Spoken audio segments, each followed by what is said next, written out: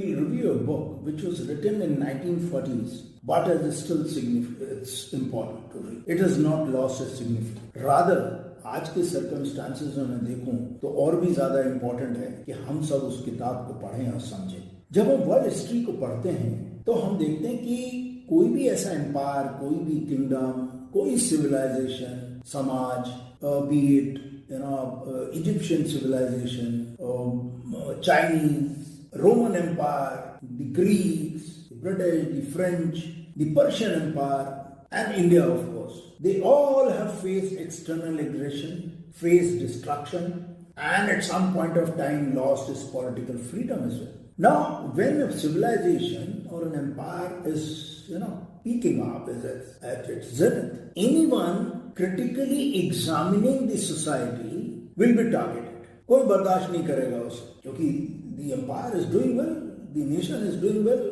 So anybody who is critically examining them will be targeted and banished.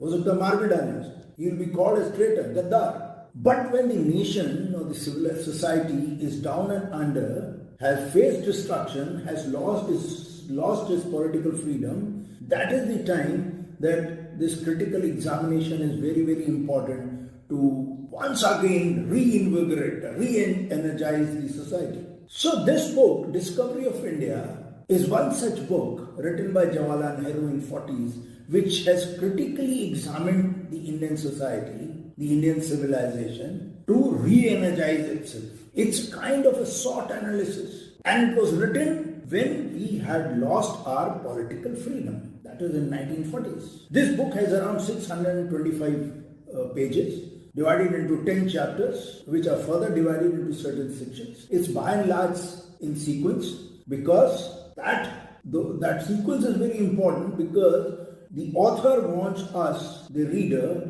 to discover India, how it has grown, how our socio-political and economic thoughts have developed over a period of thousands of years. It's a must-read book. So this book is like our, SWOT analysis of the Indian society, the Indian civilization, the strengths, the weaknesses, the opportunities that are lying, to regain our political freedom. Because it was written in 40s when we were still, ruled by an alien government. So the opportunities that are there to regain our political freedom, the threats that are there, that we may not be able, even if we regain the political freedom, we may lose it, right?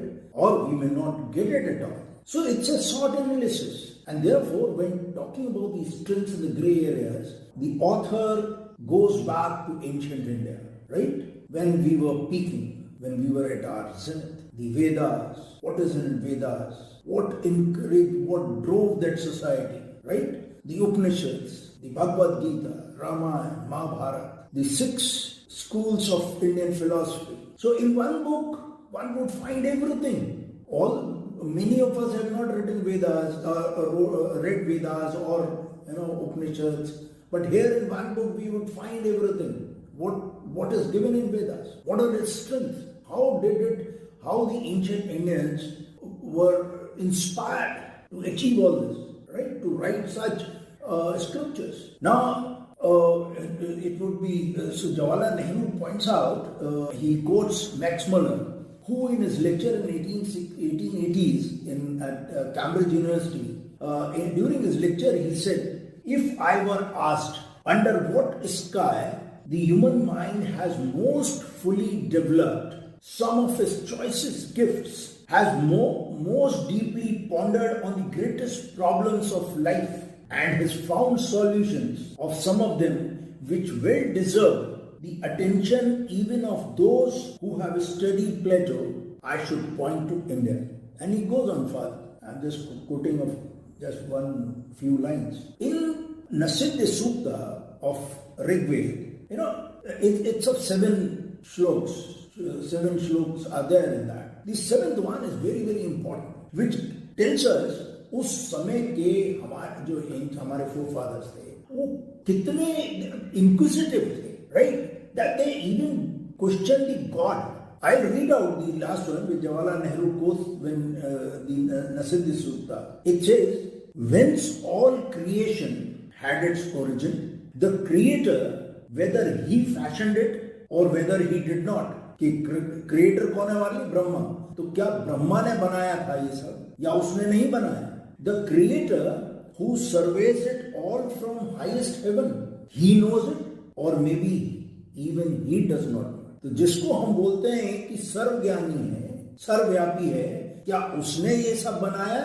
उसको क्या मालूम है या उसको भी नहीं मालूम है कि ये सब किसने बनाया? So even the God has been questioned, and this is the level to which our forefathers had gone. What sense of inquisitiveness they have, right? And here today we are fighting कि हमारे भगवान की insult कर दी, हमारे देवता की insult कर दी. So while discussing the Upanishads, which are written in around from 800 BC to 1st century or 2nd century Common Era CE, he says that Upanishads were written when the society was no longer satisfied by the Vedic gods and rituals were mocked at. Right? And so Upanishads are an attempt, are an instinct with a spirit of inquiry, of mental adventure, of a passion for finding out the truth. However, there was no attempt to break from the past. The past was always the start point. That is the Vedas. Right? And he quotes, these Upanishads, he says there was a sense of adventure. There was a confidence to find the truth. And he quotes, and one श्लोक from Mundaka Upanishad, would tell us कि हमारे ancient Indians में कितना confidence था. और ये जवाहरलाल नेहरू किस confidence की बात कर रहे थे, किस इंक्वायरी की बात कर रहे थे. So this श्लोक from Mundaka Upanishad says like this. He quotes, O son of refulgent glory, I am the same person as he that is in you.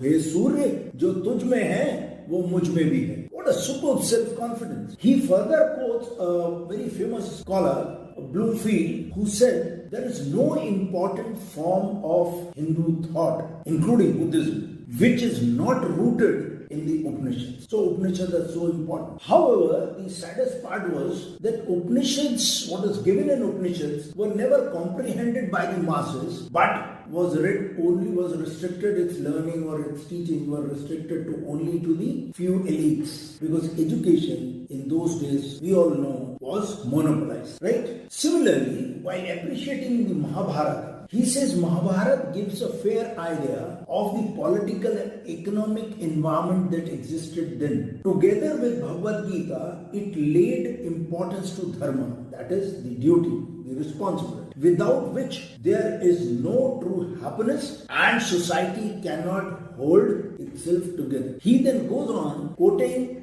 Sister Nivedita, Margaret Noble, who was the disciple of Swami Vivekananda. She said, and Jawahar Lal Nehru quotes in his book, The Discovery of India, the foreign reader is at once struck by two features of Mahabharata. In the first place, its unity in complexity, and in the second, its constant effort to impress upon its hearers the idea of a single centralized India with its heroic tradition. So in this one book, The Discovery of India, the reader would find everything, the Veda, the Upanishads, what is written in them, how the society has developed over a period, how our thoughts, political and social thoughts, have developed over thousands of. Jawahar Nehru, while discussing the growth and the decline of Indian civilization in one of the chapters, quotes Dr. Radhakrishnan, who was then a renowned Indian philosopher and had written extensively on India. So Dr. Radhakrishnan says, and Nehruji mentions in his book Discovery of India, said that Indian philosophy lost its vigor after it lost its political freedom. Jawahar Nehru goes further. He says such a developed civilization, an Indian civilization, is much more superior than its counterparts elsewhere. And such a huge civilization could lose its political freedom unless there was an internal decay. And then he vindicates this point. He says Rome, before it was destroyed by the external aggression from the north, its institutions were on the verge of collapse. They had already decayed. Now to point this out, he said the last Indian philosopher, great Indian philosopher, was Shankaracharya in the 8th century. And the last Indian great scientist that India produced was Bhaskara too, in around 11th, 12th century. So there was a decay which might have carried on for centuries. So there was an internal decay, and that's why we lost our political freedom, because of this internal decay. So when we read this book, we find what were the causes of this decay that was taking place, and some hint we get when from the writings of other foreign travelers like Al-Biruni, who came to India with Mahmud Ghazni. Now it's surprising, somebody like Mahmud Ghazni, who did not come with a huge force, but he came number of times, looted and went back. So without much opposition. And so Al-Biruni writes in his book, which he wrote about India, he said, the Indians are stolid and stupid. They think their king is the best, their science is the best, their culture is the best. So we became status quoists. We thought we are the best, right? So some hint we get of this decay, why this decay was taking place. While going through this book, I would automatically realize as to how we became over a period of time individualistic and inward looking. Despite Mahabharata and Gita telling us or emphasizing upon social welfare and social responsibility, how Sanskrit, such a developed language, became turned into only a language of elites and not of masses. How casteism impacted us, how monopolization of education impacted the society. And then one learns about the Mauryan dynasty, the Gupta dynasty, and many more dynasties, the famous scientists that India gave, right? And then he moves on to his own era, right?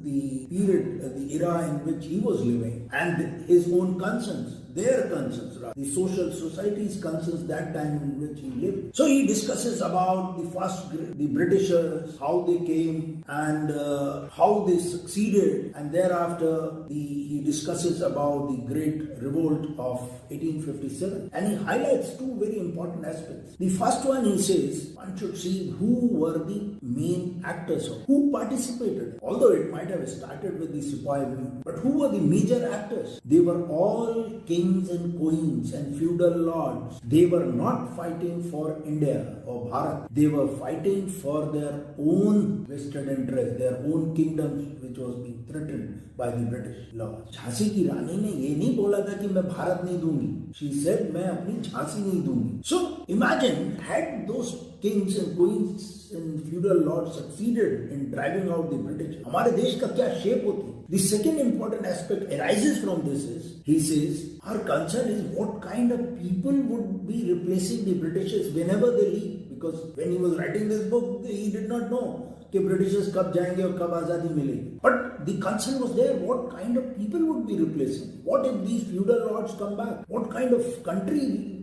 we would get? And वो किस तरह के लोग होंगे जो Britishers के जगह पे आए. This was a major cause of concern. None of us have seen Jawahar Lal Nehru or worked with him. All we know about him is through WhatsApp, right? This book gives a hint, an idea as to what kind of a person he was. What were his views on various aspects of life. And going through this book, I realized that why now he is being hated. He says, religion as I saw it practiced and accepted even by thinking minds, whether it was Hinduism or Islam or Buddhism or Christianity, did not attract. It seemed to be closely associated with superstitious practices and dogmatic beliefs, and behind it lay a method of approach to life's problems which was certainly not that of science. There was an element of magic about it, an uncritical credulousness, a reliance on the supernatural. So he was not a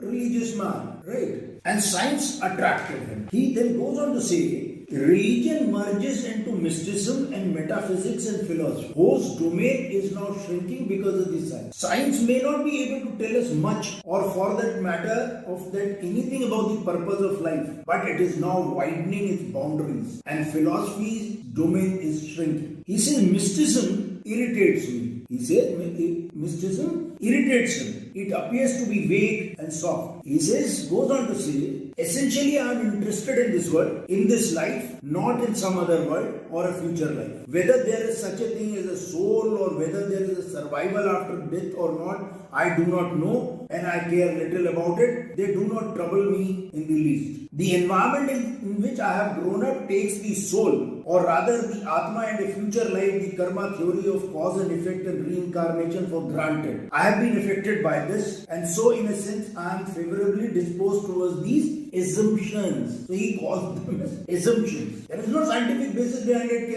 Atma hai or Punarjanm hai. There is no scientific evidences even now. So now he says space, time, the quantum theory have utterly changed the picture of the physical world. More recent researches into the nature of matter, the structure of the atom, the transmutation of the elements, and the transformation of electricity and light either into the other have carried human knowledge much further. Man no longer sees nature as something apart and distinct from himself. Human destiny appears to become a part of nature's rhythmic energy. He says, I am convinced that the methods and approach of science have revolutionized human life more than anything else in the long course of history, and has opened doors and avenues of further and even more radical change leading up to the very portals of what has been considered the unknown. So no wonder when he became the Prime Minister, he started encouraging